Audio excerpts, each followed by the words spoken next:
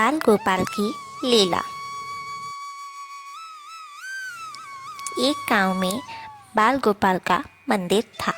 उस मंदिर में एक पुजारी था। वो बाल गोपाल के मंदिर में पूजा करता था, वहाँ की देखभाल करता था और दिन भर की कमाई शाम को अपने घर जाकर अपनी पत्नी को दे देता था।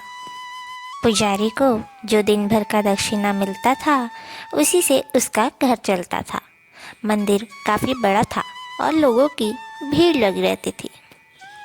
पुजारी मन लगा के पूजा करता था, बाल गोपाल की सेवा करता था, लेकिन उसे हमेशा बाल गोपाल से एक शिकायत रहती थी कि ये ज़िंदगी इतनी मुश्किल क्यों है। पुजारी की पत्नी गर्भवती थी। उसकी एक बेटी थी जो पूजा पाठ बहुत मन से करती थी। एक दिन पुजारी मंदिर की साफ सफाई करने के बाद मंदिर में पूजा करता है। फिर भगवान से शिकायत करता है, हे भगवान, मेरी ज़िंदगी में इतना कष्ट क्यों दिया है? आपके जैसे मेरी ज़िंदगी आसान क्यों नहीं है कि सिर्फ एक जगह पर खड़ा रह के सब देखना हो। आपका काम कितना आसान है, बस खड़े खड़े सबको देखना है और मुझे कितनी चिंताएं हैं, समस्याएं हैं। इतना सुनते ही बाल गोपाल पुजारी के सामने आए और बोल पड़े, तुम्हें मेरी जगह आसान लगती है, मेरा कार्य आसान लगता है, लेकिन ऐसा नहीं है। जितना तुम आसान समझ रहे हो उतना आसान नहीं है भगवान होना। इतना सुनते ही पुजारी बोलता है, ये कैसी बात कर रहे हैं आप प्रभु? इतना आसान तो है भगवान की जगह बस सब कुछ देखते रहना। इतना सुनते ही बाल गोपाल अपनी लीला रचते हैं और पुजारी को 24 घंटों के लिए भगवान बना देते हैं और खुद साधारण इंसान बन जाते हैं। लो, तुम अब 24 घंटे के लिए भगवान हो। अब 24 घंटे तक ये दुनिया तुम्हारे भरोसे है। पर याद रहे, इस बीच में मैं तुम्हारी सहायता नहीं करूँगा, लेकिन ये बात किसी को बताना मत, वरना उसी वक्त तुम फिर साधारण इंसान बन जाओगे। इतना कहते ही बाल गोपाल गायब हो गए।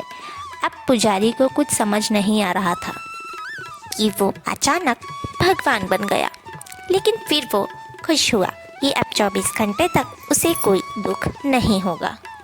वो जो चाहे वो कर सकता है। वो अपने घर जाने को निकला। रास्ते में उसे एक बुढ़िया दिखी जिसकी झोपड़ी गिर गई थी। पुजारी को दया आ गई और उसने झोपड़ी को तुरंत ठीक कर दिया। बुढ़िया बहुत खुश हुई कि ये तो चमत्कार हो गया। पुजारी वहाँ से आगे बढ़ता है। तभी उसे वहाँ से एक झुंड दिखा। वो लोग किसी मृत व्यक्ति को लेकर शमशान जा रहे थे। उस व्यक्ति की बीवी बहुत रो रही थी कि देखकर पुजारी को बहुत दया आती है और वो उस मृत आदमी को जीवित कर देता है और वहाँ से आगे बढ़ते हुए अपने घर आ जाता है। पुजारी घर आते ही देखता है कि उसकी बीवी दर्द से बेचैन है। उसे लगा शायद बच्चे के आने का समय आ गया है। वो तुरंत ही अपनी पत्नी को बाई के पास ले गया। वो उस गांव की बाई थी। सभी के बच्चे का जन्म वही करवाती थी। बाई के पास पहुंचते ही वो पुजारी की पत्नी को कमरे में ले गई। कुछ देर बाद वो बाहर आई और उसने पुजारी को बताया कि उसे बेटा हुआ है।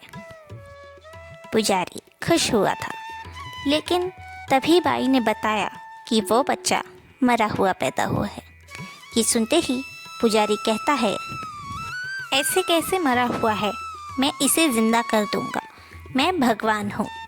और पुजारी ये बात बाई को बता देता है और बच्चे को जीवित करने की कोशिश करता है, पर वो जीवित नहीं होता। तभी उसे याद आता है कि बाल गोपाल ने उसे ये बात किसी से कहने को मना किया था, वरना वो साधारण इंसान बन जाएगा। अब पुजारी को एक ही रास्ता दिखा, वो थे बाल गोपाल। वो तुरंत बाल गोपाल से मिलने दूर चला जाता है और उन्हें बुलाता है। तभी बाल गोपाल सामने आते हैं, फिर पुजारी उनसे सवाल करता है कि आपने ऐसा क्यों किया मेरे साथ? मैं तो मृत व्यक्ति को जीवित करके आया था, किसी का भला करके आया था, फिर मेरे साथ ये अनहोनी क्यों? तभी बाल गोपाल पुजारी को याद दिलाते हैं कि तुम ही अभी तक भगवान थे, अपने पुत्र को तुमने मारा है। ये सुनकर पुजारी बाल गोपाल से सवाल करने लगा।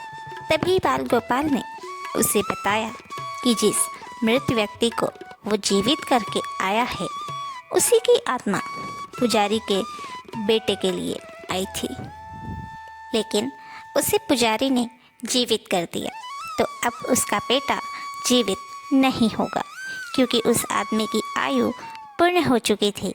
फिर भी पुजारी ने कुदरत के खिलाफ उसे जीवित किया।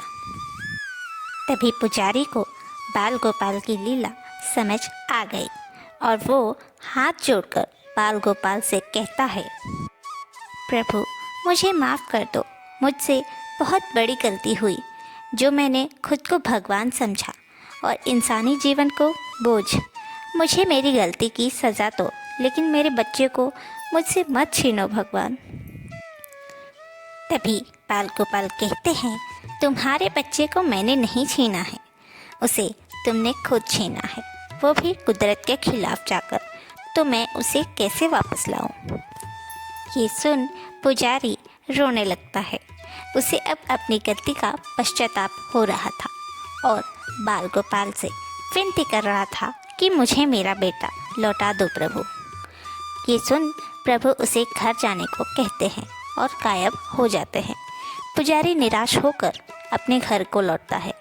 घर जाकर वो देखता है कि उसका बेटा बिल्कुल ठीक है। ये देख पुजारी के होश उड़ जाते हैं। वो समझ जाता है कि ये सब बाल गोपाल की रची हुई लीला है, उसे उसकी गलती का एहसास दिलाने के लिए। पुजारी शाम को मंदिर में आरती करने जाता है। तभी बाल गोपाल वहाँ मौजूद थे। तुम बिल्कुल ठीक समझ रहे हो, ये सब कुछ मेरी रची हुई लीला थी, तुम्हें ज़िंदगी का महत्व समझाने के लिए। वो मृत व्यक्ति और वो बूढ़ी औरत, सब कुछ मैंने रचा था, उसमें कुछ भी असली नहीं था। ये सुनकर पुजारी को सच में जीवन का महत्व समझ आ गया था और भगवान का भी। बाल गोपाल गायब हो चुके थे। पुजारी बाल गोपाल के सामने अपना माथा टेकता है और घर चला जाता है। अब पुजारी हमेशा अपनी ज़िंदगी को खुशी से जीने लगता है। बाल गोपाल की ये लीला आप सभी को कैसी लगी, ये कमेंट में ज़रूर बताइएगा। राधे राधे।